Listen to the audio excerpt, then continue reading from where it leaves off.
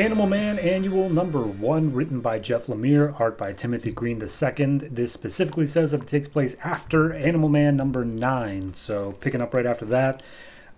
It's basically just a history lesson on a prior time that the Rot, the Green, and the Red all fought against each other. So we open up in Colorado, where Maxine and her grandmother are sitting in the RV waiting for her mom and Cliff. And Socks the cat speaks up and is like, "Excuse me, Maxine, could you let me out? I need to take care of some business." She's like, "What do you mean?" She's like, "I gotta pee. Can you let me have some dignity, please?" So Maxine goes out with Socks into the woods. The grandmother's like, "Stay close, don't get too far away." And as they get out there, Maxine's just basically asking questions about the Red, how everything works, and clarifies that Socks was previously an avatar of the Red, and though nothing super eventful happened in his time, there have been times where the Rot has risen up before, and it's a cycle sort of thing where the Rot needs the Red needs the Green needs the Rot, and vice versa. And it's all part of a system that has to coalesce, but every time that one of them rises up, the other two have to come together to bring it down. So checks and balances, but Maxine basically just wants to hear a story of a previous time that the Rot rose up. So we pick up in an old mining town, I believe. No, sorry, a near logging town in Manitoba, Canada, back in 1894, where a famine was just sweeping through the entire area. The cattle were dropping dead and like bubbling up, as the Rot tends to do. All of the food was going bad, and no one could figure out what was going on, but there was something like in the air, something dark around there. And there was a farmer named Jacob Mullen who was trying to figure out why his crops kept dying, and he figured, some sort of pestilence or something like that. His kid comes out named Henry, trying to talk to his dad, wants to help figure out what's wrong with the fields. But his dad's like, no, you got to go inside just in case this is something bad. I need you to be there to watch after your mom and your sister.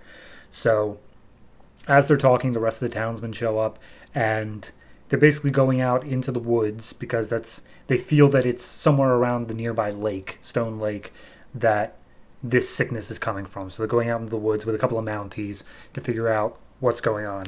So Jacob hitches up his rifle, heads out with the Mounties, and they head out to the lake, and he says goodbye to his wife and daughter and his son because he doesn't want them coming along. So they make their way out, and as they go deeper and deeper into the woods, they find all these decaying corpses of animals. All the trees are completely leafless. It's just a dead zone. Nothing else is there. And Jacob is feeling this headache. He's got this pain in his head, and he's not sure what it is. So as everyone's looking around a little bit, they realize the sun is setting and they got to set up a camp. They're going to start a fire. But with all the decaying corpses of animals, they're worried that there's some sort of beast out here, some sort of monster that is taking these things. So they're a bit hesitant to set up any sort of fire. But the Mountie's like, hey, look, there's nothing supernatural, nothing crazy out here. We're still, mankind. We're still top of the food chain. We can take care of anything that comes this way. And we're gonna need the fire because we're gonna burn down all the infected parts of these woods tomorrow morning. So they set up the fire, they go to bed, and then all of a sudden Jacob shoots up in his sleep saying how it's coming. And before they even really have time to react to what's going on, Jacob starts bleeding out of his eyes the same way that Animal Man did. And they hear a voice from the other side of the woods, and it's one of the Mounties has been possessed by the Rot. His intestines are on the outside, and they're screaming like, "Oh, you will soon be one with the Rot. You will soon join us." So Jacob Mullins is still just trying to figure out what's going on with his face and blood. And at that point, the vessels in his arms and legs are all turning bright red. And out of the woods appears a whole bunch of Rot creatures that are coming after to kill all the men around. And they're coming after Jacob, but before they can get to him, the Swamp Thing of that era shows up. And he says, "Do not touch him." And he grabs Jacob and starts just running through the woods trying to protect him. So Jacob passes out from all the shock. When he wakes up the next day, he's outside of a cabin of, see if I remember this, old Jack Crow, who was an Indian trapper hunter. And it turns out that this Swamp Thing is actually Jack Crow. He was summoned by the Parliament of Trees, and he became the new Swamp Thing. So we show the he pulls out like an old, as far as I can tell, like fermented potato, and he's like, "Here, eat this, and you will see." Basically, just taking him on a trip. And we see the history of he was fighting off the rot, and he had his fire set up. The rot came after him. He unloaded a few shots with his rifle. He fell into the fire, and as he did so, he got up and ran into the lake to put himself out. But when he did, he was captured by the Green and made into the new Swamp Thing. And he was shown the history of everything, all of the rot stuff, all of the green stuff, and what his new goal needs to be. And he was made aware that Jacob is the avatar of the Red, in which he has control over animal life, and he's the protector of that stuff. And then Jacob, he looks like he's listening to Swamp Thing, but he's like they come back into the real world. But it turns out he's still seeing visions, and Swamp Thing's like, "What are you seeing, Jacob?" And Jacob sees a future world, the current day world, completely in shambles. All these skeletons with like Batman skeleton, Superman skeleton, Flash skeleton, all of them just dead on pikes in the middle of a city. And he's like, I don't know what I'm looking at here, but I see death. And then as he's seeing this, he sees Buddy Baker. Like, in his head, he sees Buddy, and he's like, "Look, it's going to keep happening. You can't stop it now, but like, we aren't enough. We aren't enough to do this." And he's telling this to Jacob, and Jacob's like, who are you? I have no idea what's going on. But as Buddy is recounting, like, they took my family, my wife, my children, and that snacks Jacob out of it, where he's like, "Oh no, Uncle Lars and Aunt Beru," and he runs back, Star Wars reference. So he runs back to his own home. He uses like the power of the wolf in order to get back there faster. But as he arrives into town, he sees that all of the townspeople have already been converted by the rot, and they're all coming after him. They're all attacking him. And as he's beating him up, he sees standing off to the side is his wife and child, also converted by the rot, his daughter, mind you. And he's like, they start launching after him, and he's forced to fight back. But in the end, he doesn't have to, because Swamp Thing shows up and starts using his vines and stuff to attack all the people, and basically just kills them all. He just takes them off the table. And Jacob's like, you killed everyone. He's like, "No, they were already dead, but they're now returned to the earth, and we don't have to worry about it." But then Jacob realizes that his son isn't there, so he uses his flight powers to go back to his actual like homestead.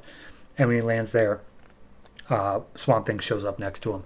And as soon as Swamp Thing shows up, he's shot in the head. Doesn't do anything, mind you, but we see that it's Henry. Henry has a rifle, and he's protecting several of the townsmen here at this at their homestead.